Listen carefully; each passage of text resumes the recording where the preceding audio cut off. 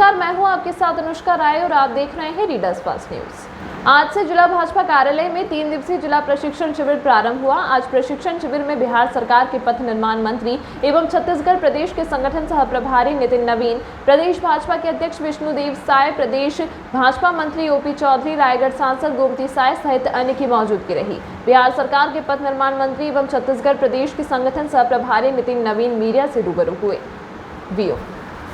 उन्होंने कहा कि नियमित रूप से साल में एक बार प्रशिक्षण वर्ग का कार्यक्रम होता है, जिसमें कार्यकर्ताओं को तैयार किया जाता है। शिविर में प्रशिक्षण के माध्यम से कार्यकर्ताओं के व्यक्तित्व विकास, संगठन के कामकाज की शैली से परिचय और पार्टी की विचारधारा से अवगत कराया जाता है। उन्हें बताया जाता है कि पार्टी की विचारधारा को कैसे जन जन तक पहुंचाना है। उन्होंने आगे भूपेश सरकार को घेरते हुए कहा कि भूपेश सरकार माफियागिरी की सरकार चला रही है। छत्तीसगढ़ को अवैध उत्खनन का बाजार बना दिया गया है। इन सबको मुख्यमंत्री कार्यालय से संरक्षण प्राप्त हो रहा है। इस स्थिति को समाप्त करने के लिए पूरी ताकत से भाजपा के कार्यकर्ता संघर्ष करेंगे। भूपेश सरकार को चुनौती देते हुए नितिन नवीन ने कहा कि है हिम्मत तो भाजपा के कार्यकर्ताओं की कमी नहीं है, चाहे कितनी एफआईआर करना है करवा लो। छत्तीसगढ़ के लिए भाजपा के कार्यकर्ता आवाज बुलंद करते रहेंगे। कुछ संगठनों द्वारा अग्निपथ के खिलाफ माहौल बनाने की कोशिश की जा रही है। आम जनता इस योजना से खुश है और युवा वर्ग के लिए बेहतर अवसर है। वहीं उन्होंने कोल माफिया पर कहा कि ओपी चौधरी सहित हमारे अन्य नेता मामलों को उजागर कर रहे हैं तो सरकार इन पर एफआईआर कर रही है। इससे स्पष्ट है कि खनन माफिया सरकार के शागिर्द बने हुए हैं।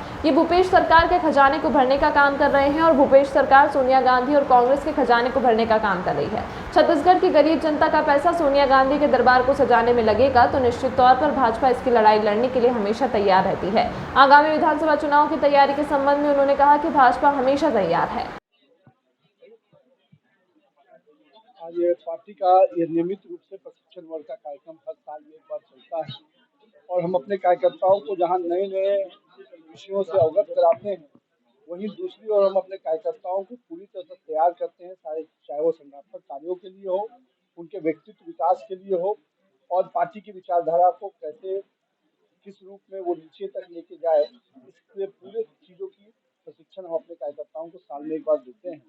और एक स्वस्थ परंपरा भारतीय जनता पार्टी ही है जहाँ पर इस प्रकार की परंपरा जीवित है, जहाँ पर हम कार्यकर्ताओं को ट्रेंड करके भविष्य की योजनाओं पर सरकार और पार्टी की योजनाओं को किस प्रकार से इम्प्लीमेंट किया इसको लगाते हैं। साथ ही साथ 2 दिवसीय हमारा दौरा रहा है छत्तीसगढ़ का और आज हम लोग रायगढ़ में भी यहाँ के जिला की टीम के साथ बैठेंगे, जहाँ पार्टी की गतिविधि को कैसे और बढ़ाया जाए।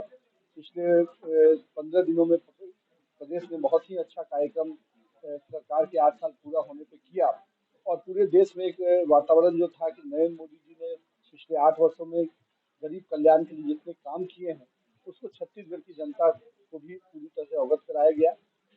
और साथ ही साथ भूपेश सरकार जो लगातार यहाँ पर माफियागिरी की सरकार चला रही है और मेरा मानना है कि खनन के क्षेत्र में जिस प्रकार से छत्तीसगढ़ में एक बाजार बना दिया गया, एक उद्योग अवैध खनन का बनाया गया और उसको पूरी तरह से मुख्यमंत्री के कार्यालय से उसको संरक्षण प्राप्त है, तो हम लोग भी भारतीय जनता पार्टी के कार्यकर्ता पूरी ताकत से इसके खिलाफ संघर्ष करेगा।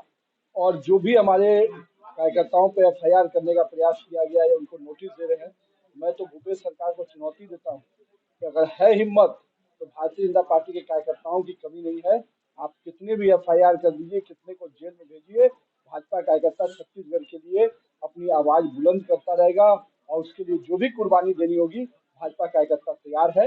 और आप जितने एफआईआर करने हैं करिए, हम पूरी तरह से हर एफआईआर को आपको जनता इसका जवाब देगी।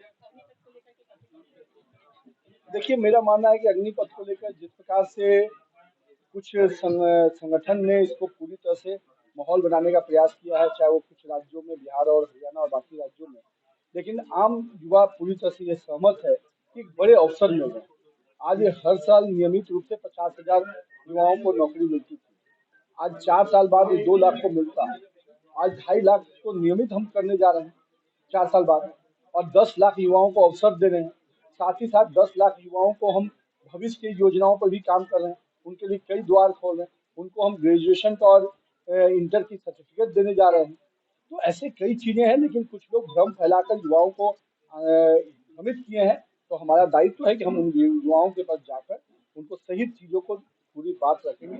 आज तो हमारे सभी सेना अध्यक्षों ने भी स्पष्ट रूप से कहा कि एक बहुत बड़ी पहल है सरकार की और उस पहल से जहां दूसरे देशों में भी इसी तरह के पहल करके सैनिकों की फ्रेश टीम लाई जाती है, उस प्रकार से भारत ने भी इसको पहल किया है।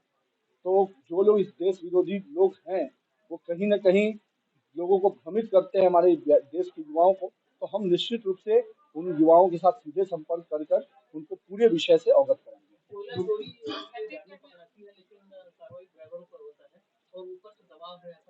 देखिए, बहुत बड़ा विषय अब हमारे ओपी चौधरी और बाकी लोगों ने भी कई विषयों को उजागर किया, लेकिन उजागर करने वाले को ही सरकार एफआईआर कर रही है। तो स्पष्ट रूप से है कि जो जितने भी अवैध खनन करने वाले माफिया हैं, ये सरकार के शागिर्द बने हुए हैं। भूपेश सरकार को खजाने को भरने का काम कर रहे हैं और भूपेश सरकार सोनिया गांधी के खजाने को भरने का काम कर रही है। तो जो गरीब जनता का पैसा छत्तीसगढ़ का है, वो पैसा अगर पूरी तरह से सोनिया गांधी और कांग्रेस के दरबार को सजाने में अगर लगेगा, तो निश्चित रूप से भाजपा के कार्यकर्ता इसकी लड़ाई लड़ने को तैयार है। हम पूरी तरह से इस सरकार को उखाड़ फेंकने के लिए संकल्पित हैं। नुपुर शर्मा ने जो बयान दिया उस पे आपके हमला भी आपके काफी उसको कैसे देखिए, मानते हैं? मेरा उसको ये मान राष्ट्र एक तो समझना होगा कि लोकतंत्र में अपनी बातों को रखने के तरीके अलग अलग होते हैं। हम कभी भी जब भारतीय जनता पार्टी ने जब भी कोई विषय आया, हमेशा उसको एक कार्रवाई के तरीके से लिया और जहां पर जो चीजें हैं उसको सुधारने के लिए पहल किया। लेकिन जिस प्रकार से एक जगह पर स्थान पर चिन्हित कर और वहां से पूरी तरह से अलोकतांत्रिक तरीके से किसी आंदोलन को जन्म दिया जाए या उसको किया जाए, तो कहीं ना कहीं दिखता है कि कुछ लोग इस देश के माहौल से को बिगाड़ना चाहते हैं। और अब जो लोग भी हैं उनको सख्ती से निपटा जाएगा और किसी को इसकी इजाजत नहीं दी जानी चाहिए। जो मुझ पे हमला हुआ वो तो कहीं ना कहीं एक दिखा कि लोगों को उद्वेलित करके और कहीं ना कहीं समाज विशेष ने एक तरह का माहौल बनाया, एक ही स्थान पे इकट्ठा होना और एक ही स्थान से सभी जगह कार्यक्रम होना, तो पूरी तरह से एक साजिश है। और जो इस देश में विदेशी ताकतें का जो कुछ साजिश चल रहा है, इसके खिलाफ सरकार भी तत्पर है और जनता भी अब समझ रही है चीजों को। नहीं, हम तो हर दिन हम भाजपा कार्यकर्ता अपने संगठन के कामों में हर दिन लगा रहता है। हम तो हर दिन चुनाव के लिए तैयार रहते हैं।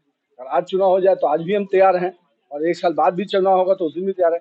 हम तो भारतीय जनता पार्टी कार्यकर्ता ही एक ऐसा है जो सीजन के आपदा में भी काम करता है और जो भी जनता की समस्या आती है उसके लिए भी काम करता है। तो हम तो हर समय काम करने वाले लोग हैं। इसके विषय पर जो भी जानकारी आप लोगों को दी गई है, जहाँ अब इसलिए है कि यहाँ पर जो भूपेश सरकार है उनको बड़ी बड़ी बातें करने तो आता है, लेकिन जनता के पूरे देश में माननीय प्रधानमंत्री जी ने जब पहल किया और पूरे देश में लोगों को इससे राहत मिली, लेकिन छत्तीसगढ़ के सरकार को, छत्तीसगढ़ की जनता की चिंता है नहीं। वो तो केवल और केवल सोनिया गांधी के दरबार को सजाने में लगते हैं।